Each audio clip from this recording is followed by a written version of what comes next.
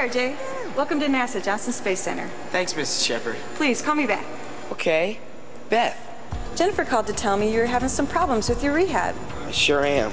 She thought maybe you could help.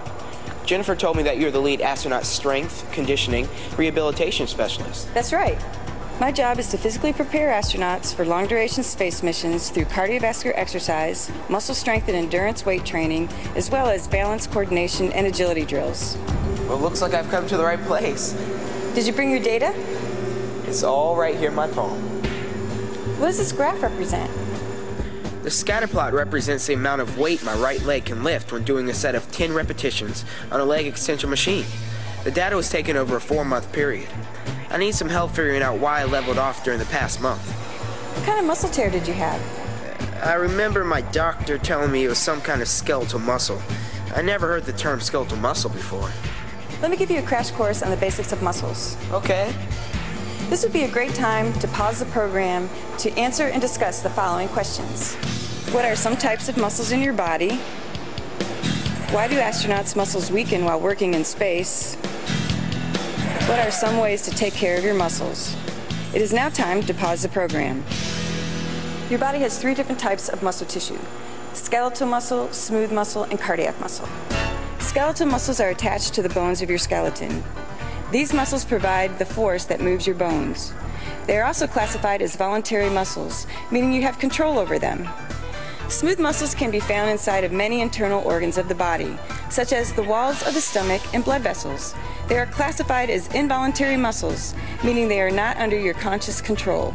The last type of muscle, cardiac muscle, is found only in the heart. It has characteristics of both skeletal and smooth muscles.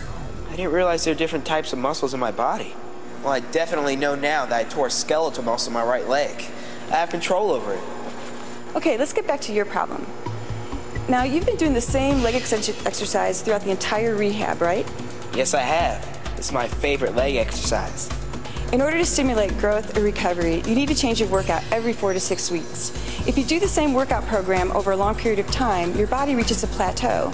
And in your case, you reached a plateau a few weeks ago. Gee, I better change my workout plan. Practice for the cross-country team starts in a few weeks, and I want to make it to the state finals. What do you suggest? Well, RJ, I would suggest adding some variety to your exercise program, such as bicycling, swimming, rollerblading, and resistive training with your own body weight. That sounds pretty cool. So, Beth, what kind of rehab program do astronauts go through? That's a great question, RJ. When astronauts return from long-duration space flights, their muscles and bones are weaker. For example, astronauts in space routinely use their arms to move around, but they don't use their leg muscles to resist gravity. The lack of muscle force can cause muscles to weaken or reduce in size. The main focus of my job is to prevent muscle and bone loss, starting with pre-flight and in-flight exercise programs. But because we haven't figured out how to completely prevent muscle and bone loss, the focus of the post-flight rehabilitation program is to return the astronauts' muscle and bone back to their pre-flight baseline.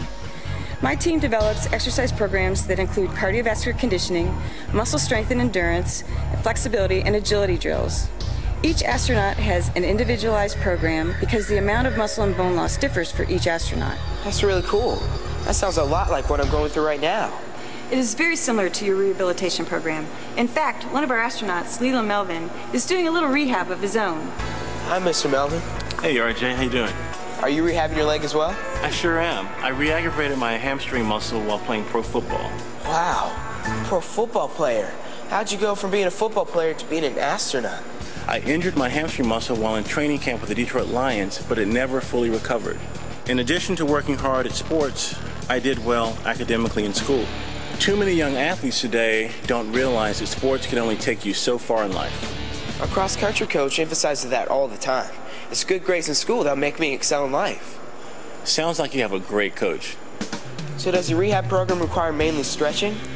That's only one component.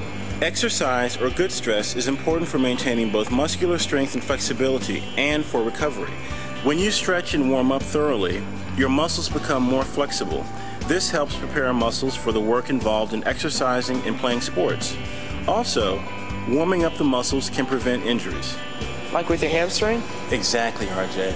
If you overwork or overstress your muscles, you can strain or pull them, and that's a form of bad stress. Now, I pulled my hamstring really bad, and that was some serious pain. Don't let it happen to you.